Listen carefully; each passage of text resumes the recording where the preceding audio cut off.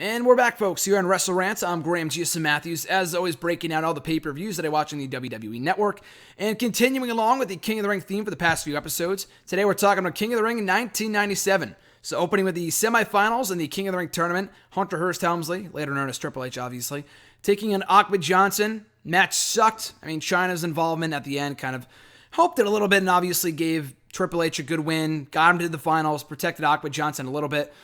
Which, you know, he got hurt like right after this too. I'll talk about that at the end of the review and how he got involved after the main event. But anyway, though, the match was not good. Ahmed Johnson was not a good worker, and it was not a good worker. I mean, really the only thing going for his match with Goldust the year prior was that he won the championship, that people were behind him. At this point in time, it felt like people didn't really even give a shit about the guy. So the match wasn't good. I mean, traditionally, I like when they kick off the King of the Ring shows with a quarterfinal or semifinal match in the tournament, and it's like one of the better wrestling matches of the night, but that was not the case in the show. Hunter Hearst Helmsley advanced as he should have, but the match itself was nothing special. After that, the second semifinal match in the 1997 King of the Ring tournament, Mankind taking on Jerry Lawler. Kind of a boring match. I mean, it wasn't a bad match wrestling-wise, but Jerry Lawler was obviously a heel, coming down to the ring, you know, trashing the fans, blah, blah, blah. And then Mankind was a heel too. They acknowledged after he won, the commentators that is, they acknowledged after he won that the crowd was getting behind him. He was more popular. They liked him. They applauded him, whatever. So it kind of set the stage for a babyface turn that summer, kind of kicking off on this show. But the chemistry and the psychology in the match, despite that, was not really that good. So it was just kind of there. Mankind won, again, as he should have, setting up the finals between him and Hunter Hearst Helmsley. But just an odd match. A better wrestling match than Triple H and Ahmed Johnson. But the psychology of the match was very off, I guess, to say the least. So after that, we had Goldust versus Crush in a match. I have no idea why this happened. Crush was representing Farouk's nation or whatever, his growing nation of domination. Goldust was just Goldust. He was a babyface here for whatever reason. And it just, I don't know. The match was just not good at all. What surprised me more than anything was the match almost got 10 minutes of in-ring time, because it sucked so badly. I don't know why they would have dragged this out, but the match was not good. Goldust won, not making Farouk's stable look very strong, considering he lost the main event anyway. So not a good match, easily the worst in the show for whatever reason. These guys just did not work well together whatsoever. Crush was not the greatest worker to begin with, but he did have better matches, years prior with guys like, Shawn Michaels and whoever else. With Goldust, there was just nothing there, and the match sucked as a result.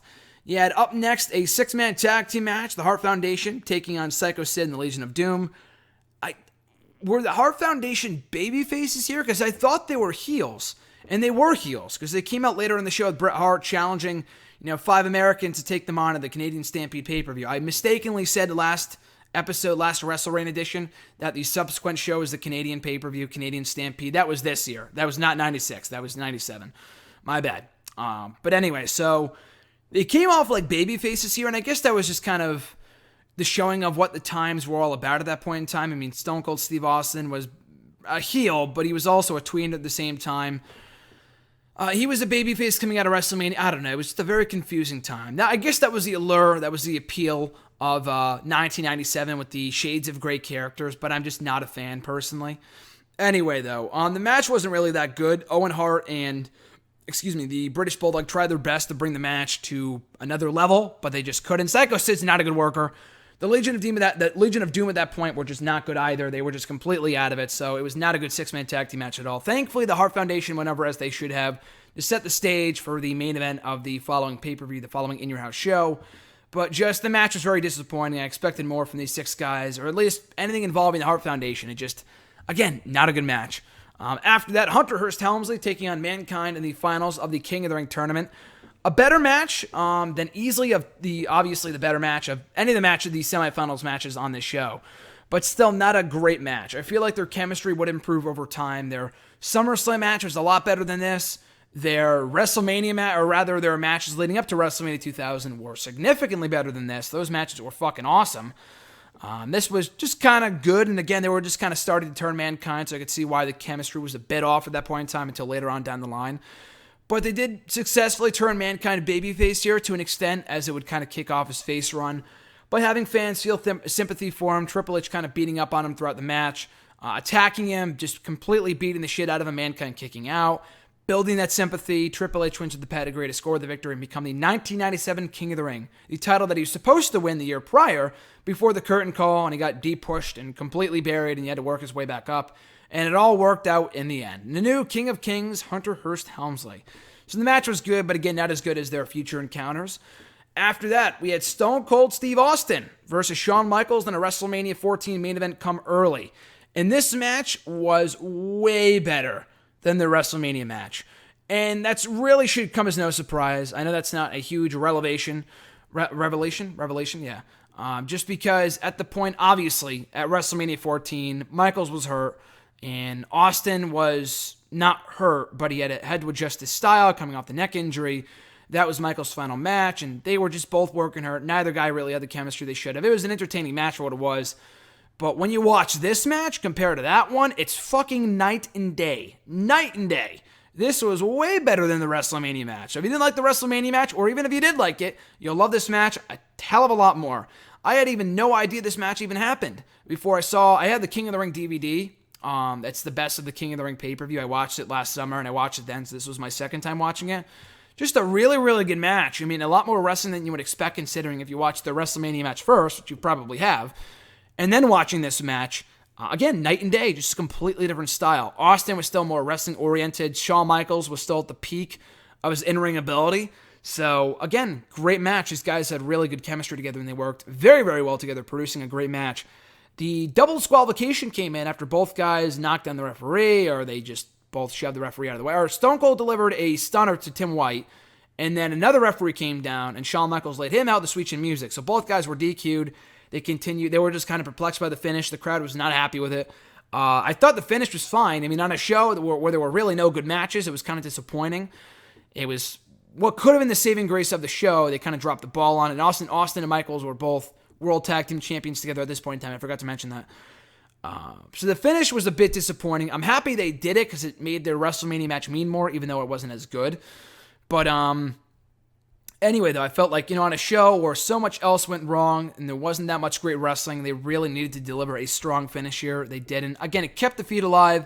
It protected both guys. I understand why they did it, but in retrospect, compared to every other piece of shit on this show, they would have been just much better off delivering a real finish. People felt like they got fucked over because of the double disqualification and the non-finish.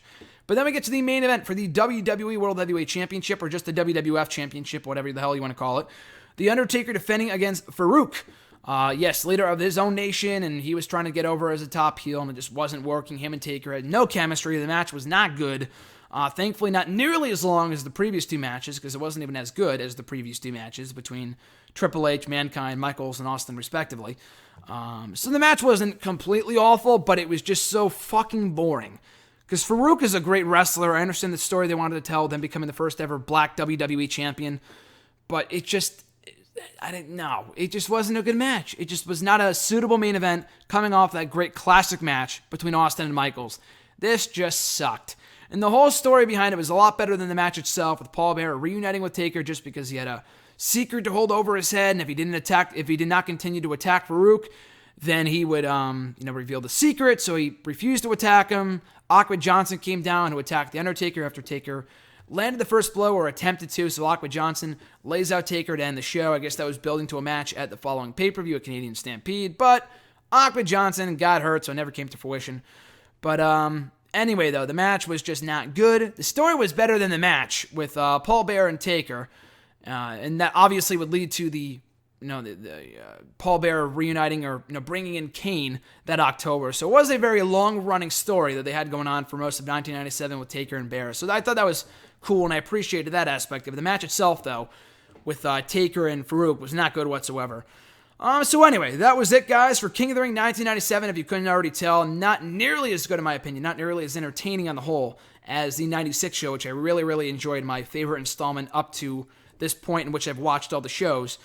So I'm looking forward to 1998. Hopefully it's better than this one, but as you guys know, my track record with the 1998 shows is not great.